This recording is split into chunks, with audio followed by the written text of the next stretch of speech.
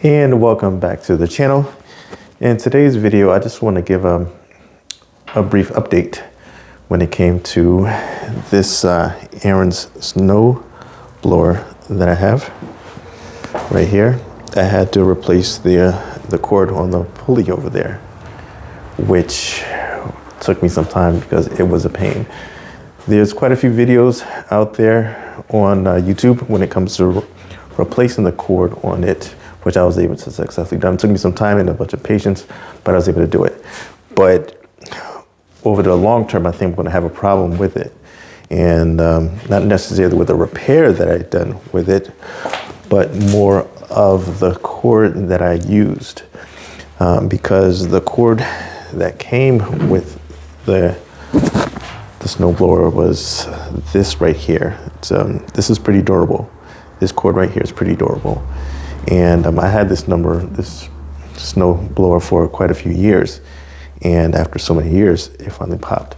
But the cord that I used to replace it, I picked up at one of the big box stores.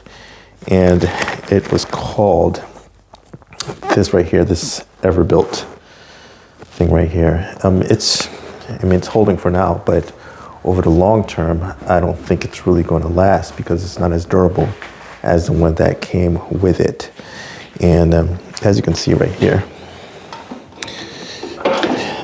this is what's on it now. I can't, show you what I did or what I had to go through in order to put that thing on. It was a pain. When it came to feeding that thing through the small hole, when I say it was a pain, it was a pain. But I was able to do it. But again, it's not the strongest of cords, so I really don't. If it makes it 2 years, 2 seasons, 2 winter seasons, I'll be glad.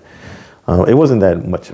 It wasn't that expensive or anything like that, so it's not a big deal if I need to replace it. But if I'm going to replace it, I'm going to replace it with the, try to get the cord that came with this snowblower because it's pretty durable. So again, it's just a brief update when it came to working on this snowblower. I started it up with the pulley and I started it up with the electric start that's on it, which is a blessing. So, and I hope it just lasts me quite some time. Of course, I didn't want to do a long-winded video on, it would have took me forever to shoot a video on trying to put that thing through there. There's tons of videos on there, out there on YouTube, for if you want to see how it's done or how it's put on it. It's worth it.